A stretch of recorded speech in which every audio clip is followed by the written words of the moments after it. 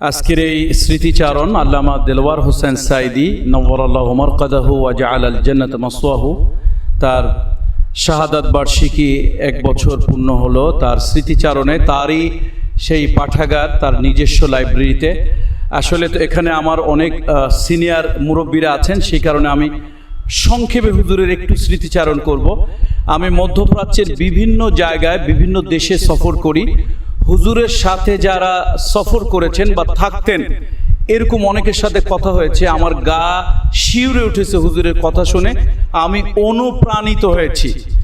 যেটা হলো যে হুজুর রাতের বেলায় মাহফিল করতেন, করে হয়তো এমনও সময় গিয়েছে যে আমাদের কাউকে নিয়ে তিনি শুয়েছিলেন, হয়তো আলাদা বিছানায় অথবা একই বিছানায়।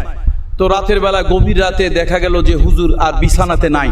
উনি উঠে উজু করে তাহাজ্জুদের সলাত তিনি আদায় করছেন। এরপরে হয়তো ফজরের আজান হলো, তিনি সাথীকে ডাকলেন।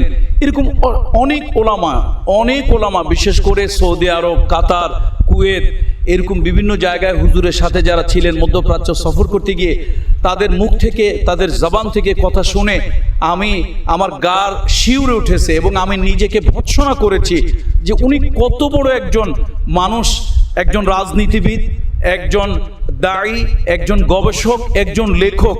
এত কিছুর পরেও উনি রাতের বেলায় একান্তে ওনার মালিকের কাছে হাজিরা দিতে উনি ভুলেননি। আমি এর দ্বারা অনুপ্রাণিত হয়েছি।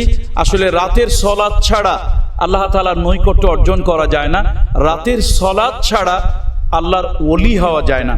তো আমার মনে হয় এই যে ওনার ব্যাপারে যে সাক্ষ্য ওনার সাথীরা, ওনার খাদেমেরা, ওনার সময়ের যেই তলেবুল ইলম ছাত্ররা দিয়েছেন, আমরা তার দ্বারা সকলেই যেন সমগ্র বিশ্ববাসী আমরা যেন অনুপ্রাণিত হই যে আল্লামার মতো নানান কাজের ফাঁকে আমরাও যেন রাতের বেলায় একান্ত আল্লাহ তাআলার সান্নিধ্যে যেন সেজদার মাধ্যমে যেতে পারি। আল্লাহ আমাদেরকে সে তৌফিক দান করুন।